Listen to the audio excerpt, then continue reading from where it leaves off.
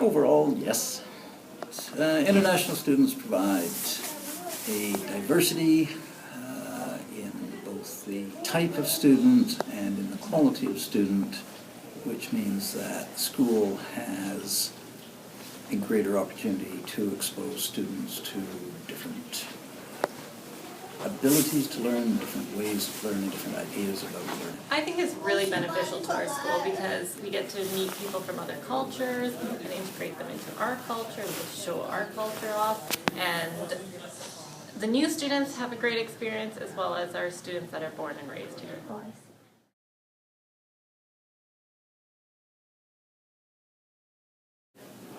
Some do 1 and some do 10.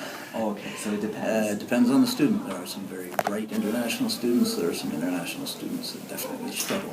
So there's no homogeneous answer. They're as varied as any group of students. Right. Our international students pretty much do the same as regular students. We have students that are high achieving and get the 90% and everything like that, and we have students that struggle with language, so their marks are lower, but I would say on average they're about like a 6 or 7. I don't know how to tell. Oh, okay.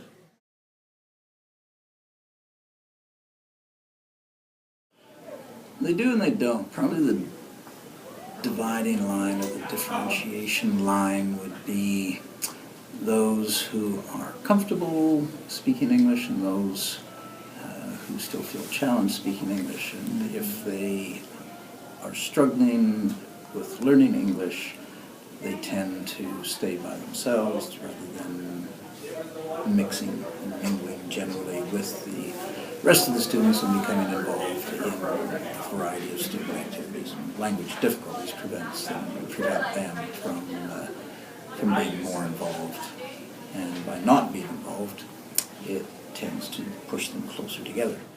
I think some students come here with a better knowledge of the English language, so those students are able to easily integrate into the programs that we have at Fraser Heights, whereas we have students who have no English background, and those are the ones that struggle the most. It can. If you have a classroom with a significant population of students, international or otherwise, who struggle with English, it's very difficult not to teach at the lowest common denominator, not to teach at a slower pace than you otherwise would. That's certainly in language-based courses such as social studies and probably in English. It is a barrier, but we do have our own ELL program where we're teaching students English before they get into the regular English classes, and we have teachers that support students in their classes as well, so that works out there.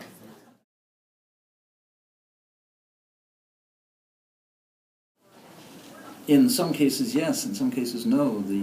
If the student wants to learn in the language of the country, then they can do it. If they try to avoid that or have difficulty learning the language, it's a personality trait more than a sort of an objective standard. Yes, I think initially when you get here and you don't know the language, you want to learn it. They have the barriers in front of them, so many of these students are going to school after school to learn English, so different English programs. Some students, they do like to just speak their own language and they find their friends in their own language just for that comfort level as well. So yeah, I think most students are trying, but some can find their way around without learning it.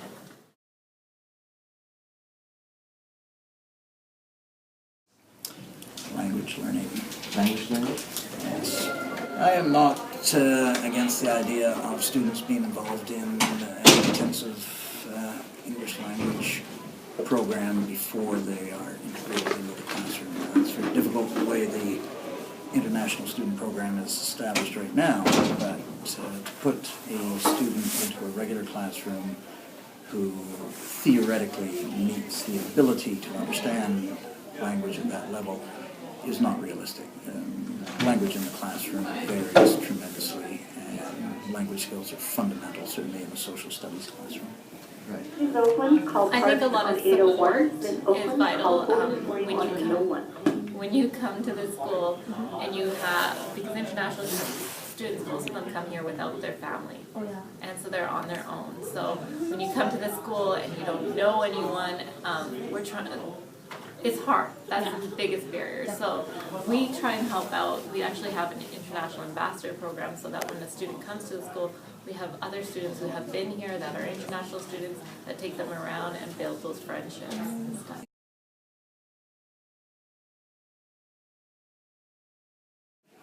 The requirement to have more than just a working knowledge of English, I think, is essential. I don't think you can just plunk somebody down into a classroom. If the student is not capable at the level of the education that they want to get, then there needs to be remedial language study before they are integrated into the classroom.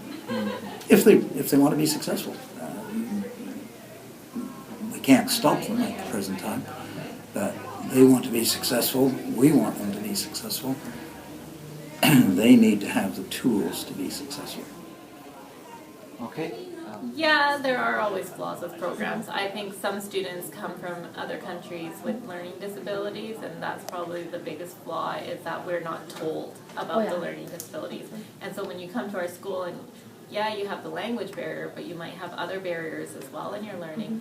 We're not able to support you as we would a Canadian-born student because we assume that you don't have learning disabilities. Yeah. So that's the biggest Biggest. Yeah. one.